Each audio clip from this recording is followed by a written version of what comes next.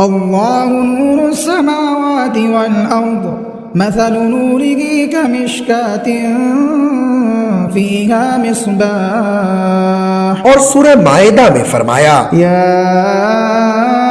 अय्युहर रसूल बल्लिग मा उन्ज़िला इलैका मिन रब्बिक।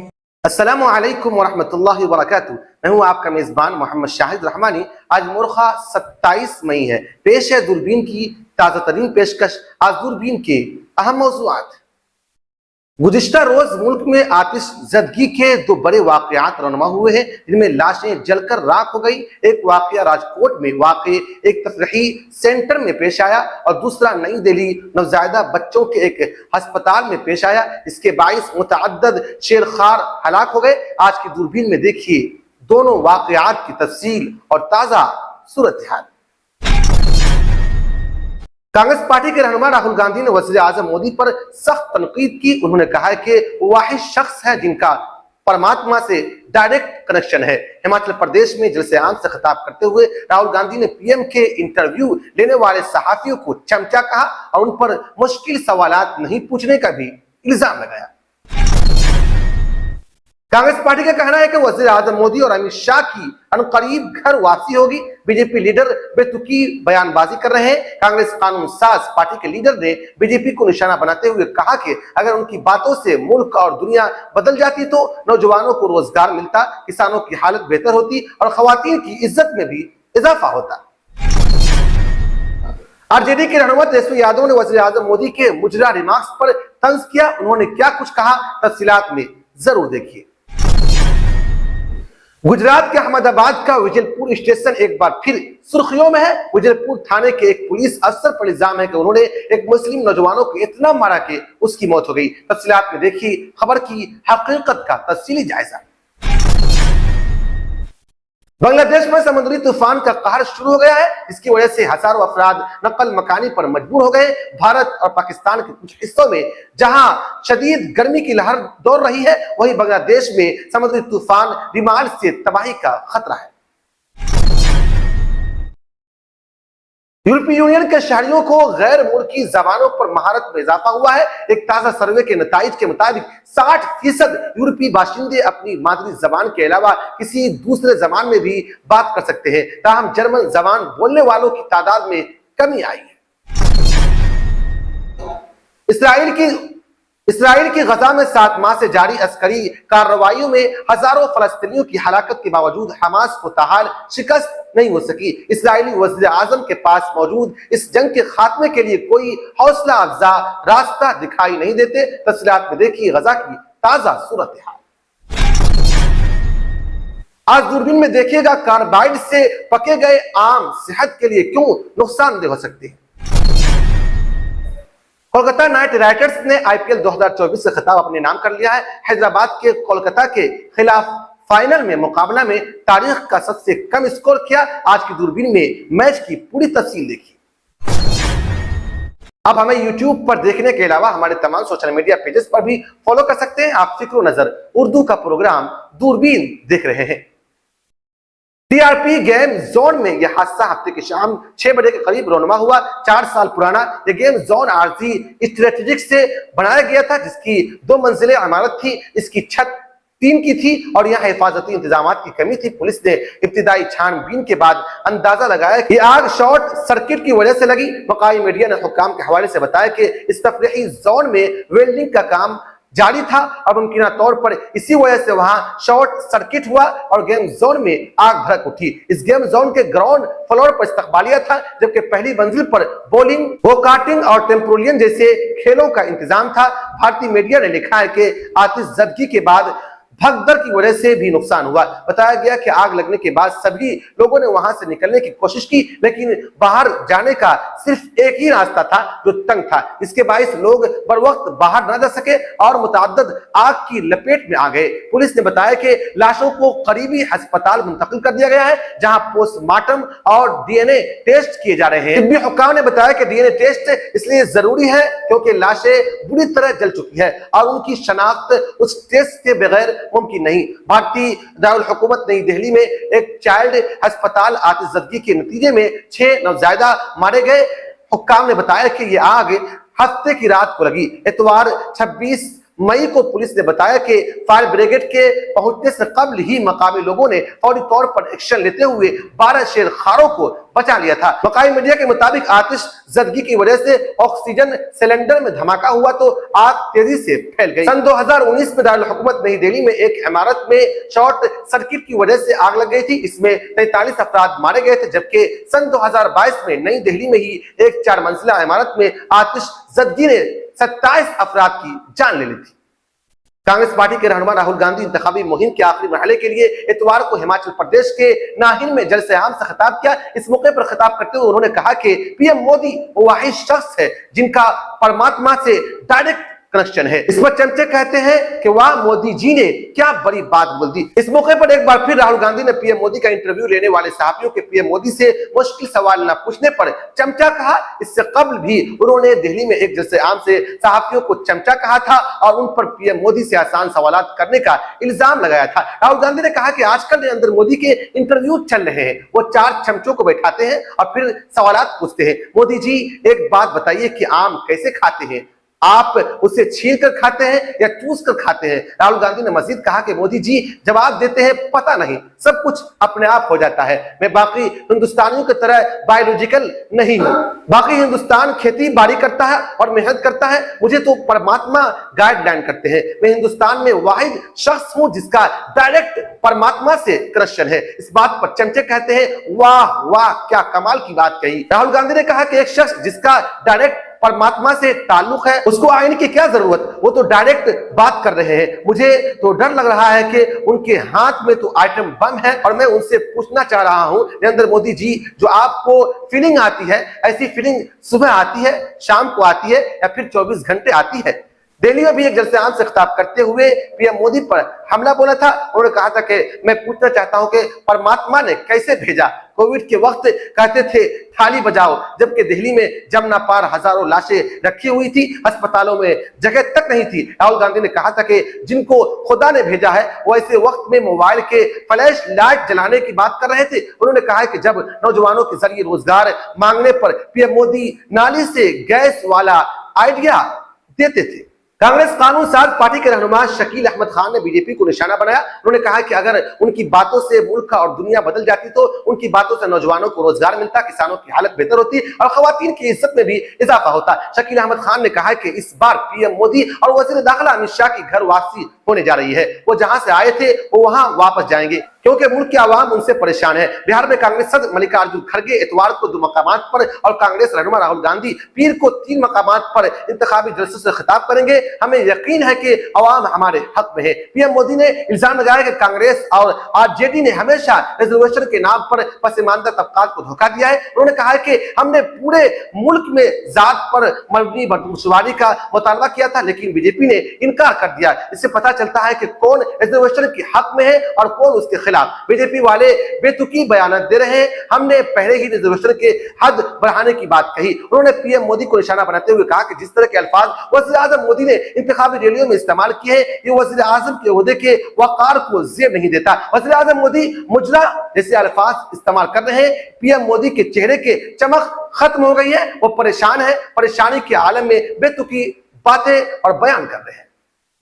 इंडिया ब्लॉक पर वज़ीर आज़म नरेंद्र मोदी के मुजरा तबसरे के बाद राष्ट्रीय जनता दल यानी आरजेडी के रहनुमा तेजस्वी यादव ने इतवार को वज़ीर आज़म मोदी को एक खत लिखा। इसमें कहा कि क्या ये एक बड़े दिल वाले मुल्क के वज़ीर आज़म की जबान ऐसी होनी चाहिए। खत में लिखा है कि आप बिहार आए थे और यहाँ आकर आपने जितनी बेबुनियाद और झूठी बातें की, अब आपसे ये तवक्को नहीं है कि आप अपने ओहदे के वकार को मद्देनजर रखेंगे। आप मुजरा और मंगलसूत्र की सतह पर आ गए हैं। हम आपके बारे में फिक्रमंद है कि क्या इतने बड़े दिल वाले मुल्क के वज़ीर आज़म की जबान ऐसी होनी चाहिए। वज़ीर आज़म मोदी ने हफ्ता को बिहार में एक रैली में कहा था कि वो बिहार SC ST और OBC बिरादरियों को जमानत दे रहे हैं कि जब तक मोदी जिंदा है उनसे उनके हुकूक छीनने नहीं देंगे। मोदी ने कहा था कि मोदी के लिए आईन सुप्रीम है, मोदी के लिए बाबा साहब अंबेडकर के जज्बात सबसे आला है। अगर इंडिया इत्तेहाद अपने वोट बैंक की गुलामी को कबूल करना चाहता है तो वो ऐसा करने के लिए आजाद है। अगर वो गुजरा करना चाहते हैं तो वो करने के लिए आजाद है।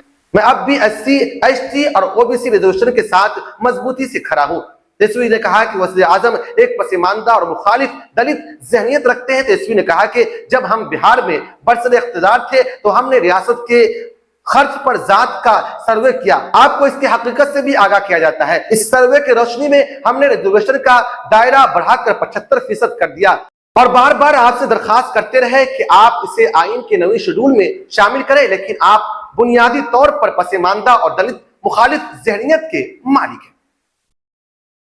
गुजरात के अहमदाबाद का सबसे मुतनाज़ा विजयपुर स्टेशन एक बार फिर जेर बहस है।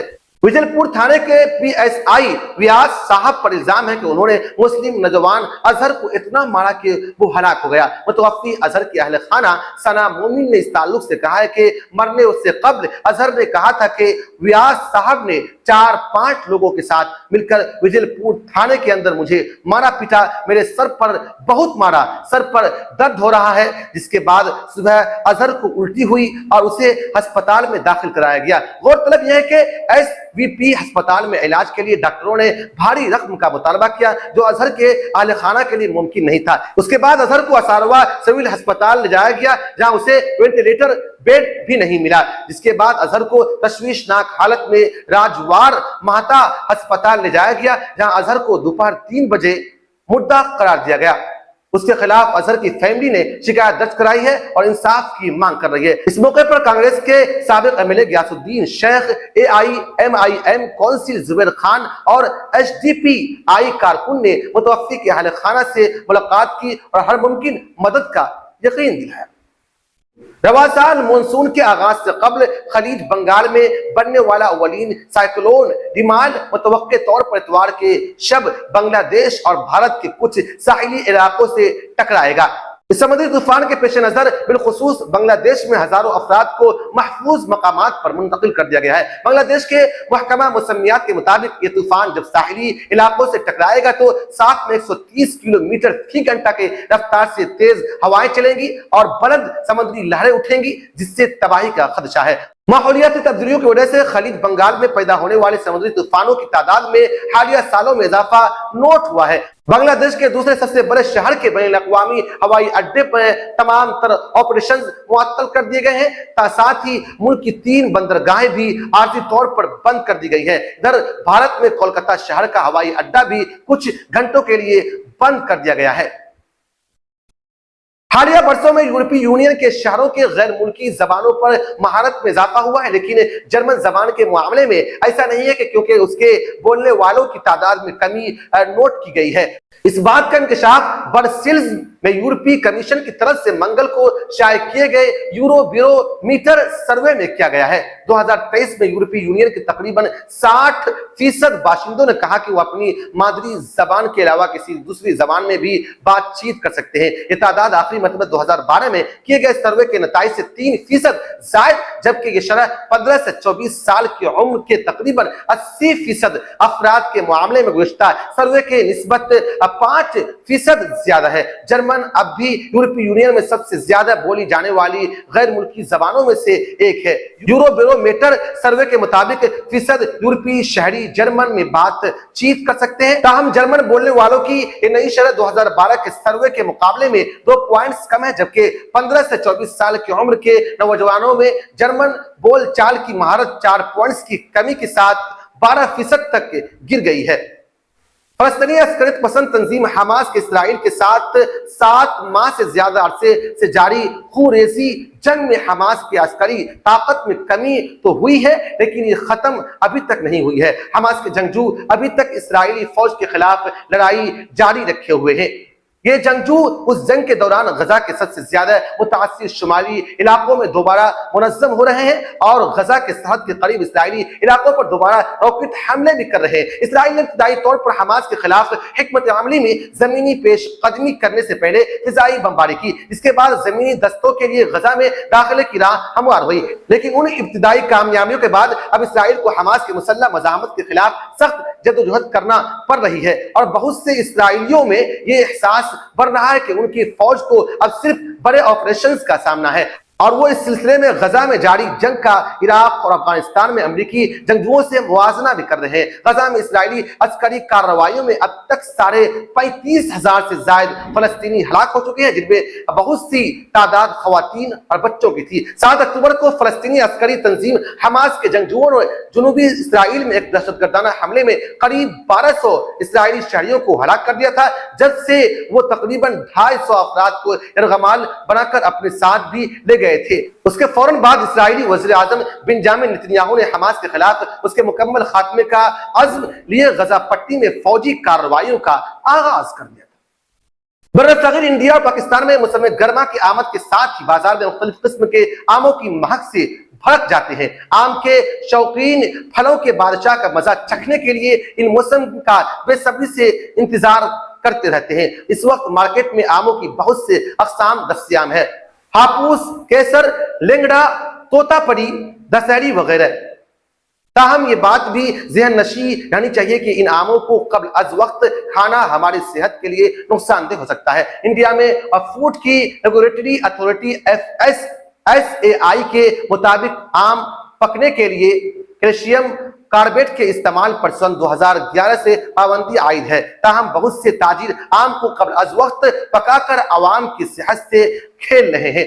फलों के पकने का अमल कीमियाई मादों के इस्तेमाल से तेज होता है और इस ज़िम्न में कैल्शियम कार्बिड सबसे ज्यादा इस्तेमाल होने वाला कीमियाई मादा है। माहिर का कहना है कि आम को खाने से पहले धोना चाहिए और उसका छिलका नहीं खाना चाहिए। विज्ञानी कहते हैं फलों को अच्छी तरह धोना चाहिए, ऊपर से कार्बाइड छिड़का जाता है, इसलिए स्याह हिस्सा नहीं खाना जाना चाहिए।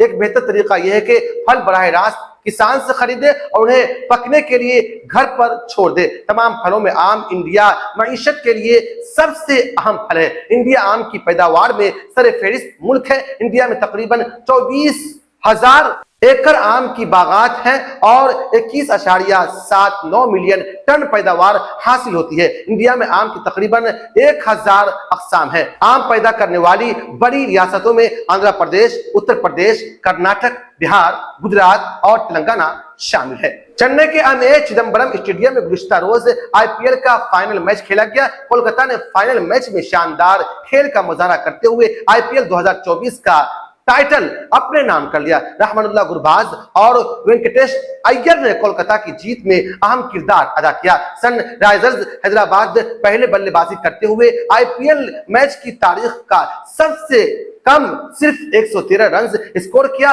और पूरी टीम पवेलियन लौट गई। कोलकाता ने महज 2 विकेट खोकर आसानी से हदफ का ताक़ुब कर लिया और IPL 2024 टाइटल अपने नाम कर लिया।